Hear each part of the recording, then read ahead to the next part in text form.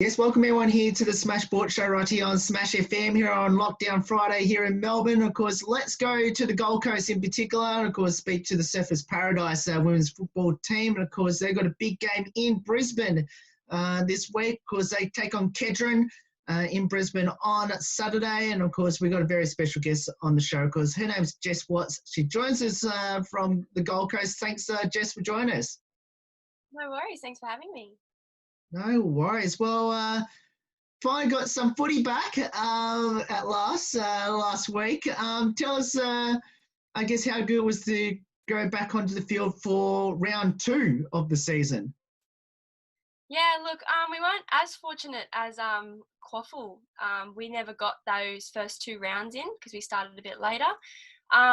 But that gave us extra time into preseason, into preparing. We had a lot of new faces join the club this year, a lot of good new faces, which was good to start. A lot of rugby girls, a few girls came back from overseas.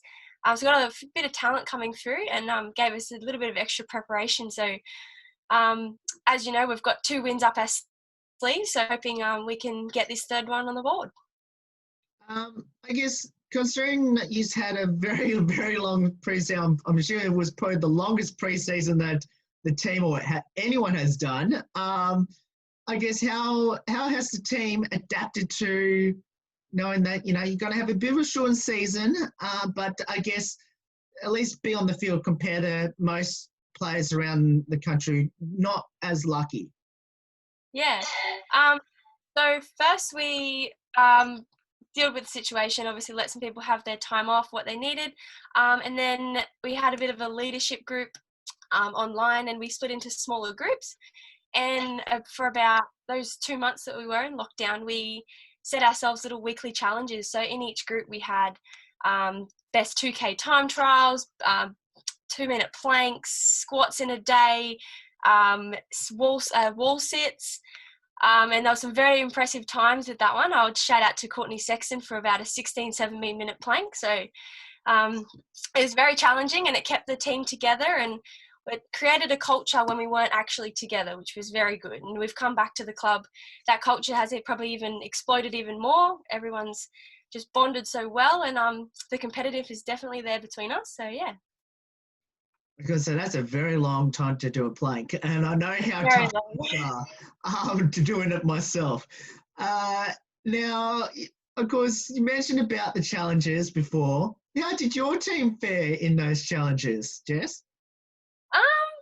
My team did all right. Every team was pretty much equal, which was really good because everyone was, oh, have you done your squats today? Have you done yours today? And they're like, no, I'm doing it after work. And so the competitive was definitely there between, even in our groups, we've got to try to beat each other, but then it was a team effort within our little group. So it was definitely really good. And those funny times actually brought out different different challenges brought out different people's levels. And it was very good to see everyone involved and in their sort of way you had to record it. So if you did a little fumble or a stuff up or something, that all got fined and that made it a bit fun.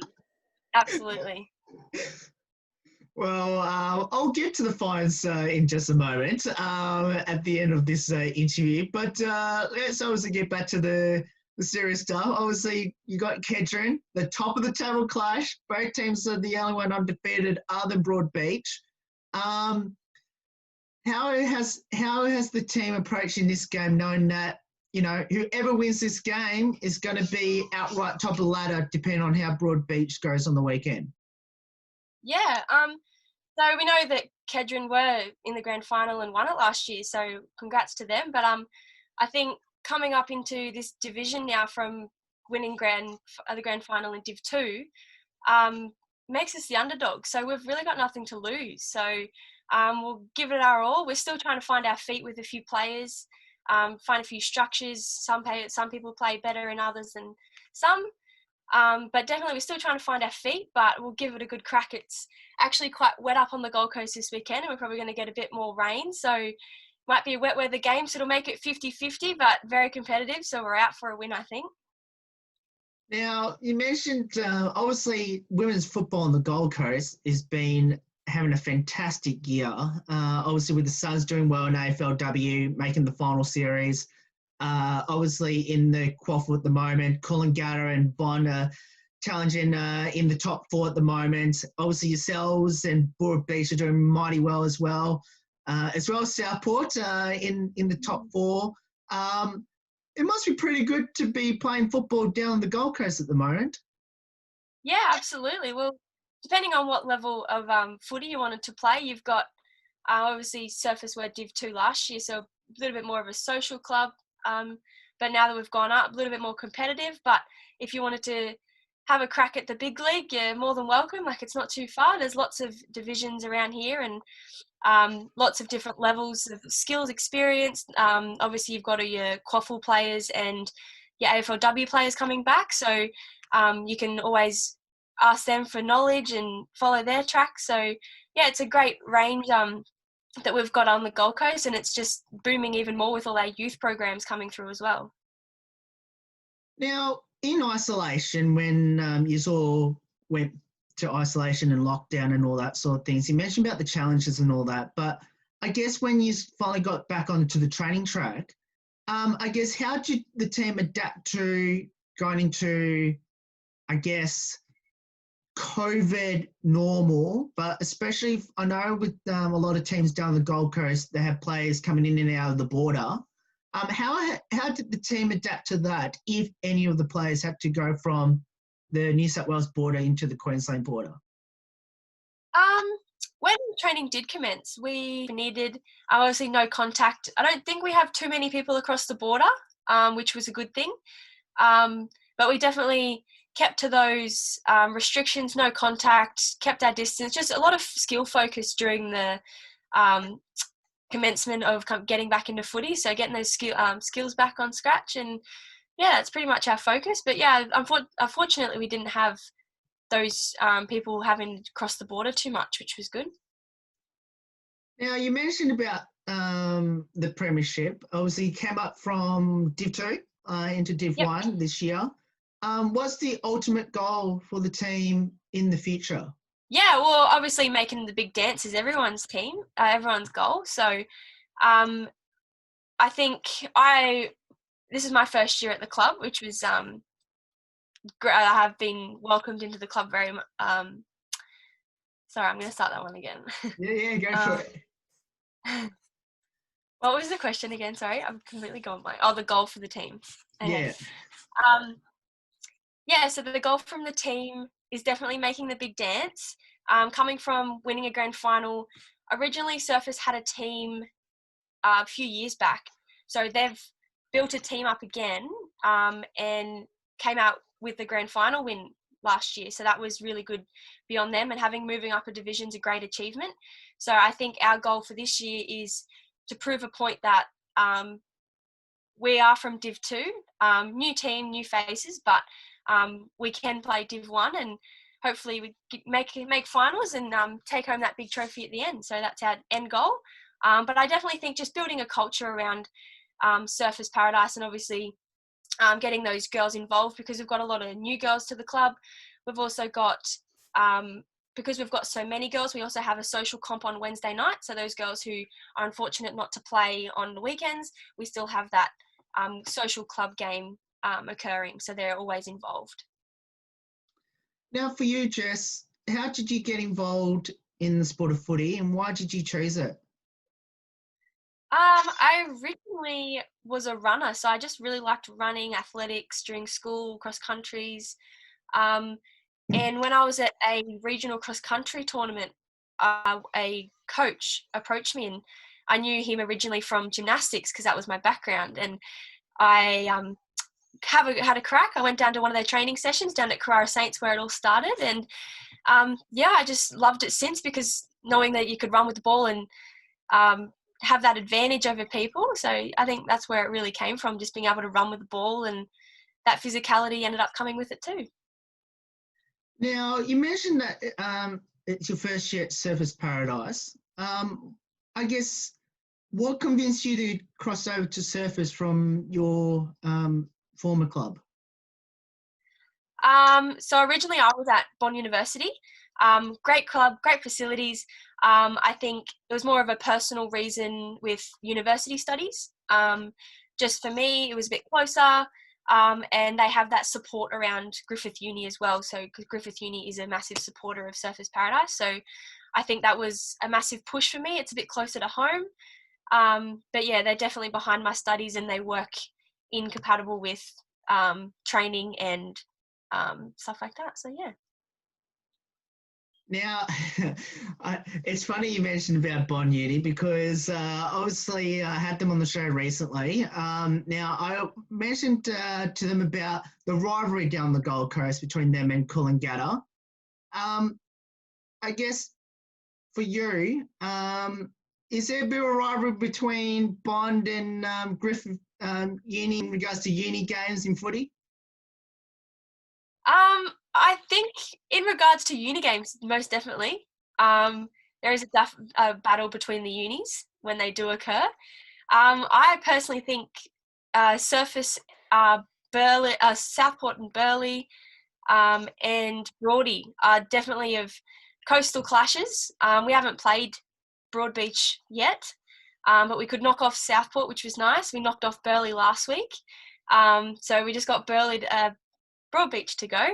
But yeah, hopefully we can do it, and it's nice to play on the coast. So yeah. Now, you mentioned that obviously your first 2 games have been on the Gold Coast, so you actually haven't left past the Gold Coast. How tough is, and obviously I mentioned that you have to travel all the way to the north of Brisbane to Catrion. I think that's the furthest you go. No, you go to Moreton Bay as well. But I guess how, is this almost the first real test in regards to the season to make that big, huge, long trip up north to Brisbane? Oh, most definitely. I think being able to train at your home ground so often and having a lot more home games is an advantage. But when you've got to make that hour travel, I think that might put a few girls off. But fortunately, I have been playing footy for a few years. So I've had that experience with travelling up and down the coast from Brisbane. So I know what I can and can't do and how long I need to prepare and stuff like that. So I definitely think it will test the girls, but I think we'll be able to get the job done. So now let's go back to your football journey again, which is what will be some highlights throughout your football journey so far? Most definitely representing Queensland in the under-18s. I did that for about 4 or 5 years. That was great. My first year was in Canberra, and that was with some big faces of Taylor Harris, Shannon Campbell, even some girls who are down in Victoria now. Sabrina Frederick-Traub, she played for WA. They were very talented back then, and they've just excelled. So well done to them. I've forgotten the question. Oh, it's my talent. I was lucky enough to win a grand final in the Quaffle in 2015 for Yeronga. That was a very good highlight of mine. Very big times. And also won the premiership for development for Bond last year as well. So I think they were pretty good highlights. And yeah, obviously winning a premiership just tops off the year. So. Now, I'm going to ask the most silliest question I'm going to ask. You mentioned the 2 premierships, one with Yeronga and the other one with Bond. I think Yeronga was 20, I think you said 15. I can't remember what you mentioned. But I guess which one's more special, the one with Yeronga or the one with Bond? I don't think I could compare them. I adored both teams. Both teams had great players. I was at Yeronga for a bit longer since my youth, so I went from youth straight to Yeronga, and I was under Emily Bates's wing, so she took me to the best positions I could be in. She had great feedback, and she's a great AFL star to look up to. So I think having someone like that to look up to, definitely. Probably Yeronga, but I couldn't compare. I love both teams, yeah. Now, what does the sport of football mean to you now, and especially being there at Surfers Paradise? So Surfers Paradise have the best culture. My sister and I have just started there this year, as I said before, and they've welcomed us with both hands. And fortunately enough, we've got great leadership amongst all of us. I think everyone that has joined the club, it's all exciting. We have so many new faces, which Surfers Paradise just bring everyone in. They've got facilities, they've got great coaches, they've got mental and wellbeing coaches. They've also got on and off field coaches. So the support's there for Surfers, and I definitely think they're encouraging women to get down to footy and crack. So yeah. Now, of course, I didn't mention and ask this question to you, but what position do you play on the field? And if you had a preferred position where you love to play on the field, where would that be? I love playing on ball, through the midfield, probably a ruck rover. During Southport's game, I snuck up into the forward line, centre half forward. And I kicked 2 goals, so I wouldn't mind a sneaky centre half forward. But yeah, mainly on ball, just see ball, get ball, deliver it to our forwards, and they can finish the job. Now, what would be your advice to our listeners out there that should get involved in footy? Footy's for everyone. If you want to play social, if you want to play competitive, get down to Surfers Paradise. We've opened with both arms. We've got Wednesday night comps if you don't want to play as competitive, but we've also got our Saturdays. And I think with our levels of experience that we've got, it's definitely shown that everyone's coachable. And yeah, it's very exciting times with women's footy. So I think now's the time to get in and under and have a crack. But yeah. Now, of course, we'll finish off with a couple of light-hearted questions about the team. But before we do that, now you mentioned that you play at Surfers Paradise with your sister. Yep. I have to ask, who's the better footballer out of you two? Oh, look, we play completely different positions. She's the tall, lanky forward, I think. So I'll get the ball from the middle and I'll kick to her and she can finish the goal. She's got a very good kick on her, very accurate and has a bit of distance with her. So I don't know. I don't think you can compare us too much, but I reckon she's pretty good. Now, you mentioned against Southport early this year, actually a couple of weeks ago, that you sneaked and get 2 goals. Did you beat your sister in kicking goals, or she still beat you?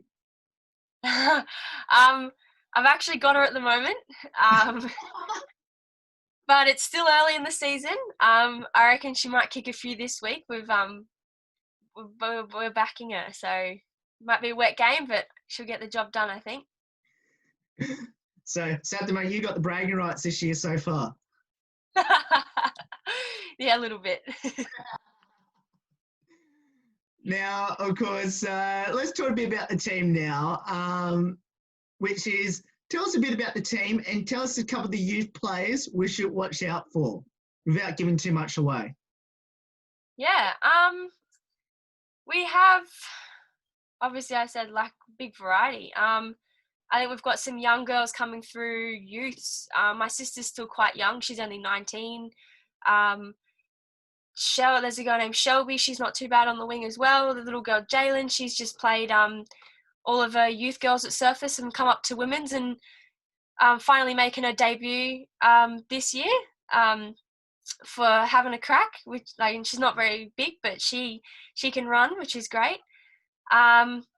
And probably little Courtney Sexton. She's kind of like a little Georgia Bremer, I would say. She likes to get in and under the ball, and not scared to get in the contest. So, yeah, Courtney Sexton, I reckon.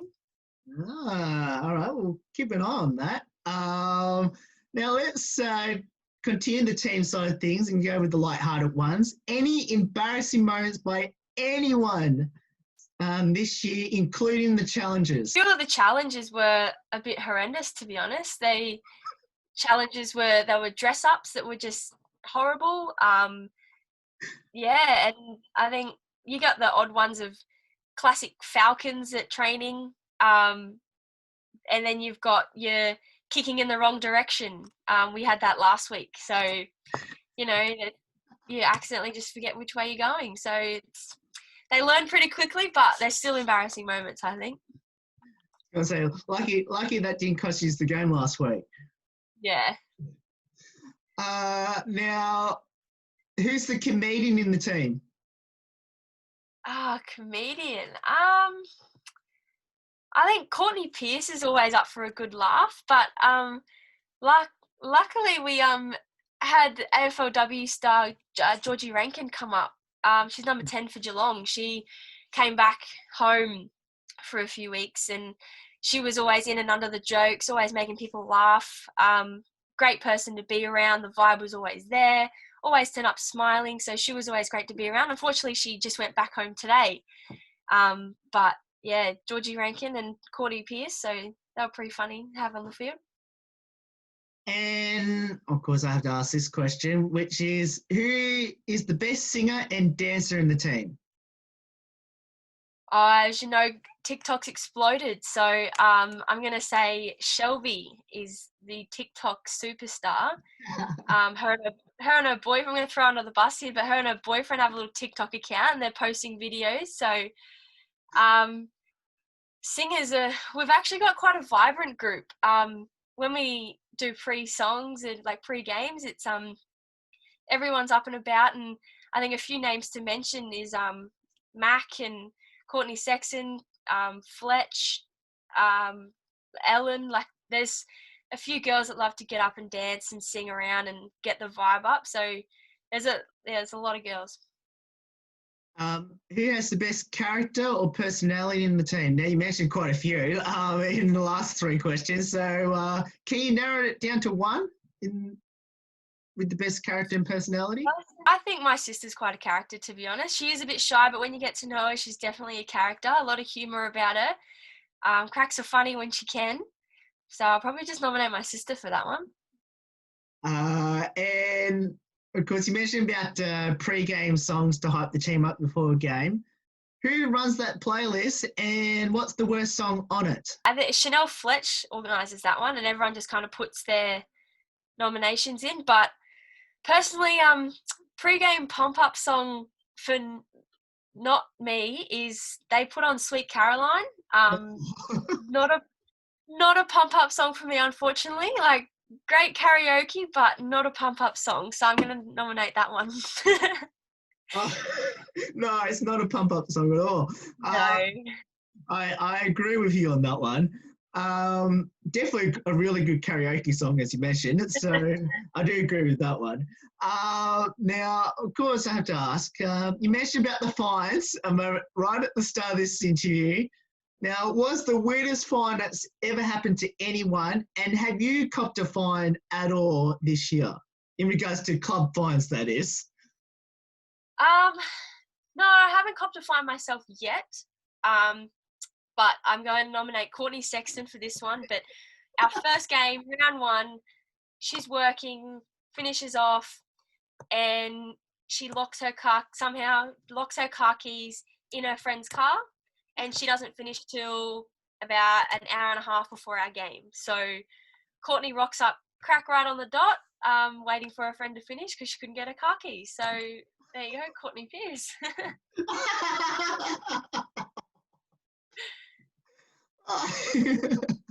Oh, that's funny.